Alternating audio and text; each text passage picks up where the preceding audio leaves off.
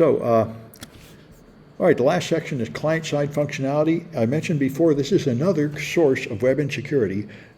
Processes happen in the client's browser, and the developers don't understand that, so they trust that to happen. So HTML, of course, is not a programming language. It's just a markup language. All you can do is label things, how they're going to appear, but you can't make a loop or store a variable or do math or anything. But you can have these clickable links, like this is a link that goes someplace. It's an ahref tag. When someone clicks on this text, it will send a GET request to this server, fetching the page. Now you can have scripts. You can have a PHP script and then have some name and password or something and click submit, and it will send this data up to the server, where it will then be harvested by the PHP script, and it will be processed doing whatever that script wants to do with it. So that will send a request here, which sends the data here. This one's sending it up here in the URL, which I mentioned is not the best security process, but that's how I wrote this one. So it sends the username and password up here in the URL, and then has some extra information here. And then it goes to the server, and the server can process it and send something back. You can also choose to use an encoding type of multi-part form data, and this is a strange thing. Then if you send some data, it will be delimited by these WebKit form boundaries, followed by random letters. Like a lot of things on the web, I don't understand this. I don't know why they did this, but that's how it works. This is the one of the ways to send data up to a server. Then there's cascading style sheets. These are, again, not programming. They're just formatting elements. So you specify like header tags should be red, and all right. But JavaScript is the main thing. Script that runs in the browser is the main thing that happens. The server can send JavaScript to you, and then it runs in your browser. The problem is the server has no knowledge of whether that really happened. You can turn off JavaScript in your browser, and you can use a proxy of yourself, mainly the burp proxy, which is what we're going to use extensively in this class in a couple of weeks, where you modify the data going out so you can violate the rules that the JavaScript put there. So it can be used to validate data, it can dynamically modify the user interface. You can control the browser's behavior in great detail using JavaScript. That's right, it's the modern way to make beautiful looking web pages, but the problem is a lot of that code is running in the browser and it's not in the control of the server. So security critical code should never be trusted if it's running in the user's browser. You don't know if it really ran correctly. Microsoft used to have something called VBScript, which is their alternative. They've pretty much abandoned it now. JavaScript is the standard. Now the document object model lets you refer to every object on the web page. The document itself is the web page, then you have the root element, then you'll have head and title and elements. You can use this cascading tree structure to specify every object on the page, and you can control it with JavaScript. It's a way to build a page using dynamic scripting. And so here's an example. Here it's going to, this script is going to get an element by ID. It's going to find an element named demo and change its inner HTML to hello world. So when you view this page, it shows hello world here, but that is not literally in the HTML on the server. What's on the server is a script which takes this paragraph, is named demo and doesn't contain any text, but this JavaScript writes the text in that location and you see it. So it results in the same thing, but it is done dynamically, and as we'll see in the projects when we get to the Web Security Academy, you can attack pages like this in a lot of ways. AJAX is another common technology. This is what's used to load part of a page. If you take, for example, Google Maps, you can make a map and you can drag it to the left, and then it will fill in just the 1 inch on the right. So it doesn't load the whole page again, it loads a little bit more data and a little bit more data to make a dynamic smooth feed. And it does that with AJAX, asynchronous JavaScript and XML. You can send a request. So if you drag a Google map along and look at it in Wireshark, you'll see all these GET requests going by with all these long parameters telling, get me like another 1/4 inch of data over here, and then another 1/4 inch of data. It's getting little pieces of data and building the page dynamically with JavaScript. That's why you have a modern dynamic web instead of just static pages like my website. All right, then you can send data with JSON. This is JavaScript object notation. You have curly braces, and then you have name value pairs in here. It's just another way to format data to send it to the web or to get it back from the web.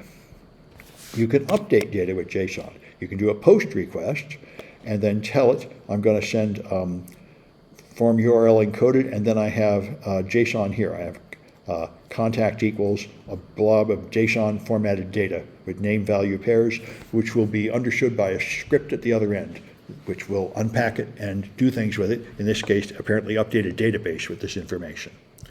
All right. The same origin policy I mentioned. This is the cookies, for example, for one domain are not sent to another domain, and that's enforced by the browser. Unfortunately, there are a lot of ways to trick a browser into getting confused about what domain it's on and tricking it into sending those cookies to the wrong place. And we'll talk about that as we go ahead. When this fails, you get cross-site scripting, cross-site request forgery, and other attacks where you trick something that should have been on one domain to running on a different domain. That's the cross-site. That's when the same origin policy fails. So a page residing on one domain can make a request to another domain. You can have a page, for example, I've got my page, and it can have an image loaded from another server. So that's fine, but it can't process the data returned from that request. It just will be displayed by the browser. A page residing on one domain can load a script from another domain and execute it, though, because scripts are supposed to have code. And a page residing on one domain cannot read or modify the cookies of data belonging to another domain, not unless it manages to find a weakness and fool the browser. HTML5 is interesting. It has a lot of new tags, modifies AJAX, and there are some new ways to store data on your machine, like a local database. I've never seen pages use that, but it is another data store. And Web 2.0 is the modern web, where you have lots of AJAX for asynchronous requests, a lot of cross-domain integration. Many different domains are working together to make the page, and XML, JSON. I don't know what Flex is. I've never used that. And a lot of user-generated content being posted on web servers, which leads to a variety of weaknesses, which we're going to exploit, such as cross-site scripting, where you post script on the server and other people that look at that page are now running code that came from someone who was not the developer of the page, but another user, and it might be malicious. You can have extensions in your browser. Used to be Flash and Microsoft's competitor Silverlight and Microsoft's ActiveX. All these are pretty much gone. There's still some Java, but not much. The idea of adding these active extensions to your browser to run these scripting languages has pretty much been replaced by just running JavaScript in your browser these days. What happened is JavaScript used to be 100 times slower. And Microsoft Internet Explorer, JavaScript was so slow you couldn't get much done, so people used Flash. And then Mozilla, I think either Mozilla or Google, looked at it and found out they could make it much faster. So they made Firefox and Chrome run JavaScript 100 times faster, and now you could do everything with JavaScript, and that shamed Microsoft into catching up. And then JavaScript became the king of all this scripting.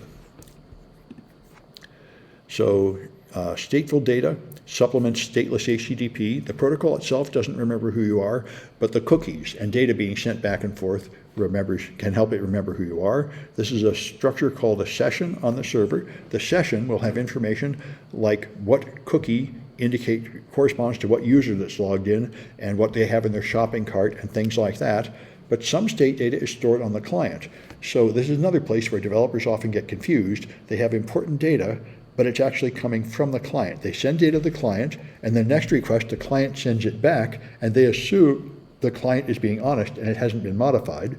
But if they don't put a signature on the data, the client can modify the data and send it back. So you could change your cookie to a different cookie, and it might let you in another user's account.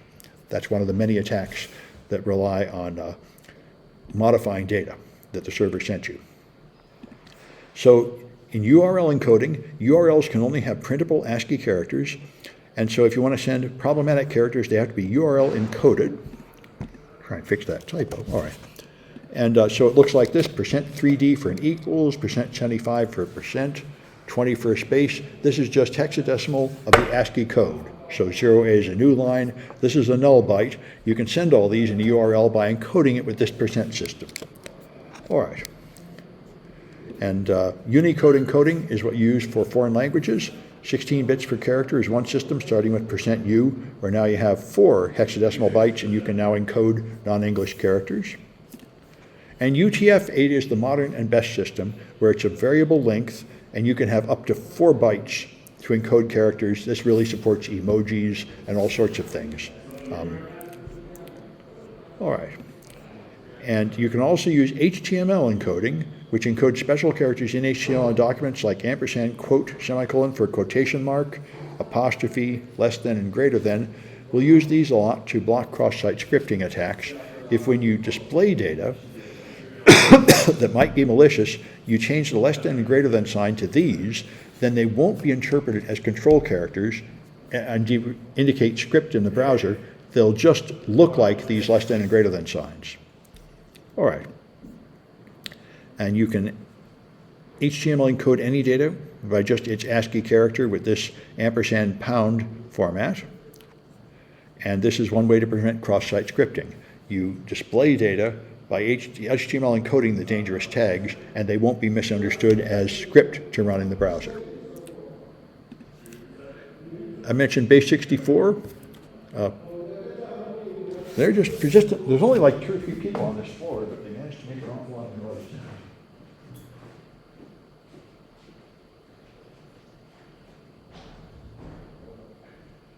I opened the door because I thought they were done making noise out there. I shouldn't have made that assumption.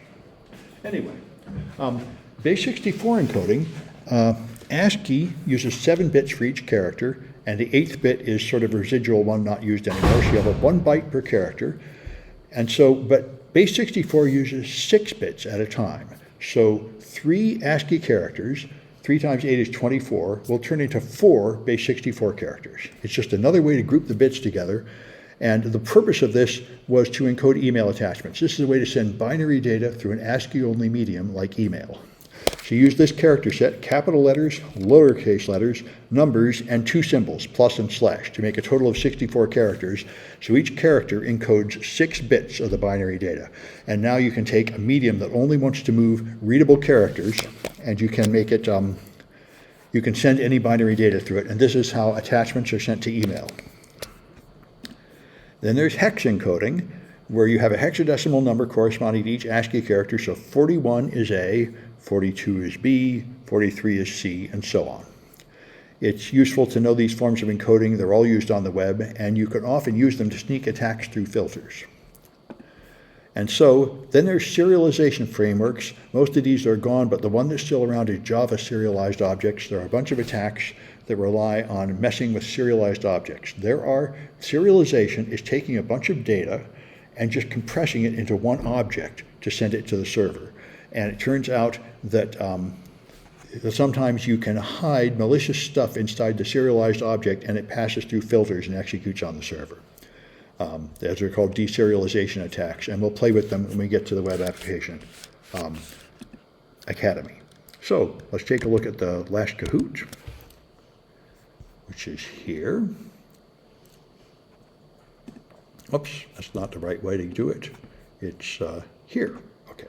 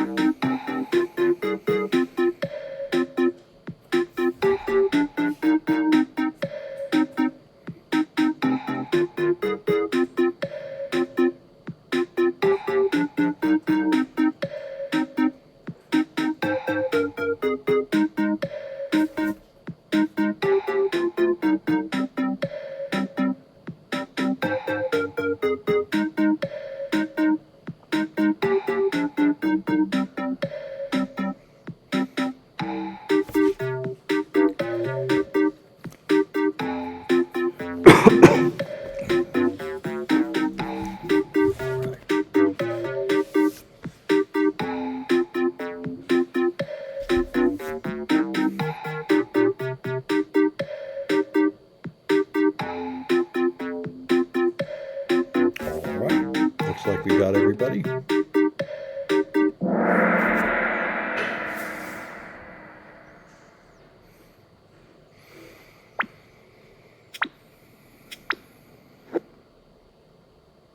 All right.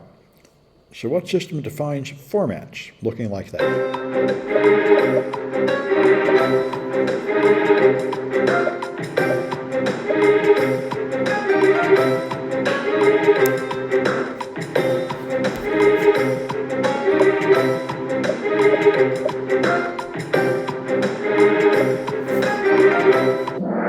That's CSS, Cascading Style Sheets.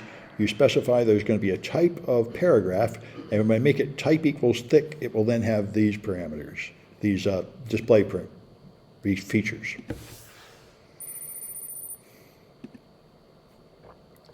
All right, which one of these is obsolete? Let's see. All right, good.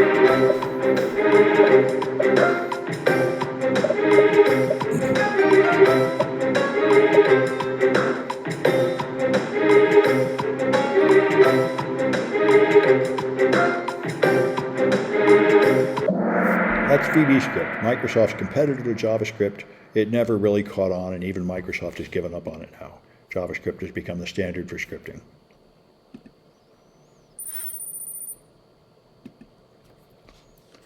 All right, what system requests data from the server without refreshing the entire page?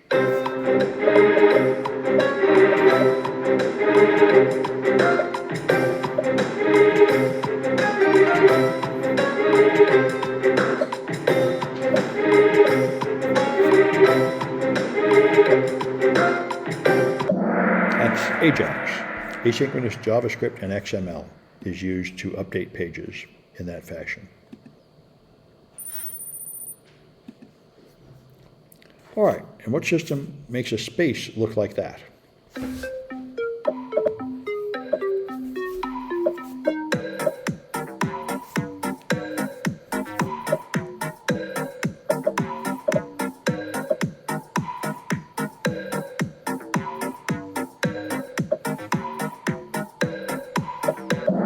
That's HTML encoding. This is a non-breaking space. That's a way to refer to those elements in HTML pages. All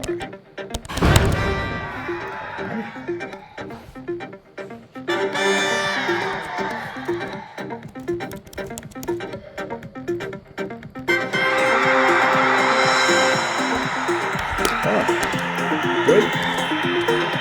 Now, let me stop this recording.